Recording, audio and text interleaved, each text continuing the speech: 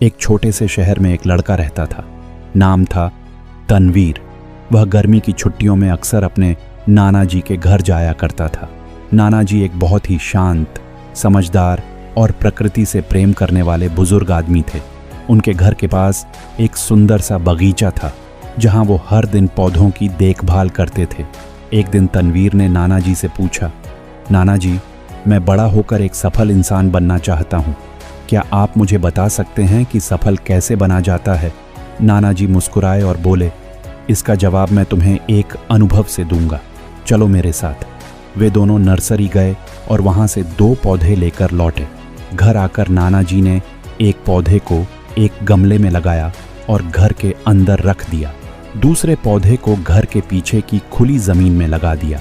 फिर नाना जी ने तनवीर से पूछा, बेटा, तुम्हें क्या लगता है कि इन दोनों में से कौन सा पौधा भविष्य में ज्यादा अच्छा और बड़ा बनेगा? तनवीर थोड़ी देर सोचता रहा और फिर बोला, नाना जी, जो पौधा घर के अंदर है वही ज्यादा अच्छा बढ़ेगा क्योंकि वह सुरक्षित है। बाहर वाले पौधे को तो धूप, आंधी, बारिश और जानवरों जैसी बहुत सारी मुश्किलों का सामना करना पड़ेगा। नाना जी मुस्कुराए और बोले, ठीक है बेटा, तो चलो देखेंगे कि आगे क्या होता है। छुट्टियां खत्म होने के बाद तनवीर अपने घर लौट गया। 5 साल बाद तनवीर फिर गर्मी की छुट्टियों में नाना जी के पास आया। वह बोला, नाना जी, पिछली बार मैंने आपसे पूछा था कि सफल कैसे बना जाता है, लेकिन आपने जवाब नहीं दिया था। इस बार आपको मुझे जरूर बताना होगा। नाना जी मुस्कुराते हुए बोले, चलो तुम्हें तुम्हारे सवाल का जवाब देते हैं, लेकिन पहले उन पौधों को देखते हैं जो हमने साथ लगाए थे। वे पहले उस पौधे के पास गए जो गमले में और घर के अंदर था। वह पौधा अब थोड़ा बड़ा होकर एक छोटा सा पेड़ बन चुका था। फिर वे बाहर गए जहां दूसरा पौधा लगाया गया था। वहां एक विशाल वृक्ष खड़ा था जिसकी शाखाएं दूर दूर तक फैली थीं और जो राहगीरों को छाया दे रहा था। नाना जी ने तनवीर से पूछा, अब बताओ बेटा, इनमें से कौन सा पौधा ज्यादा बड़ा और सफल बना और क्यों? तनवीर बोला, नाना जी, जो पौधा बाहर था वही ज्यादा बड़ा और सफल बना। लेकिन यह कैसे हुआ? उसने तो इतने खतरे झेले होंगे, धूप, बारिश, आंधी, फिर भी यह इतना बड़ा हो गया। नाना जी मुस्कुराते हुए बोले, बिल्कुल बेटा, बाहर वाले पौधे को बहुत सारी मुश्किलों का सामना करना पड़ा, लेकिन इन मुश्किलों ने ही उसकी जड़ों को मजबूत बना दिया।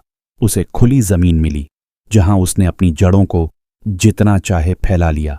बारिश और तूफानों ने उसकी परीक्षा ली और उसने हर बार उन्हें पार किया। इसलिए आज वह इतना मजबूत है कि छोटी मोटी आंधियां उसका कुछ नहीं बिगाड़ सकती। जबकि जो पौधा हमने गमले में और घर के अंदर रखा, उसे किसी परेशानी का सामना नहीं करना पड़ा। वह सुरक्षित तो रहा, लेकिन उसकी जड़ें गमले में सीमित रहीं। इसलिए वह ना तो बड़ा हो पाया और ना ही मजबूत। फिर नाना जी ने तनवीर की आंखों में देखते हुए कहा, बेटा, यह याद रखना, जब तक तुम जीवन में संघर्ष नहीं करोगे, कठिनाइयों का सामना नहीं करोगे, तब तक तुम सफल नहीं बन सकते।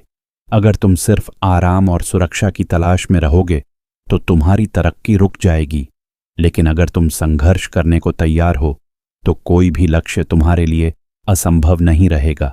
परेशानियों को दुश्मन मत समझो, बल्कि उन्हें अपने जीवन की सीढ़ियां मानो जो तुम्हें सफलता की ऊंचाई तक ले जाएंगी। तनवीर गहरी सांस लेकर उस बड़े पेड़ की ओर देखने लगा।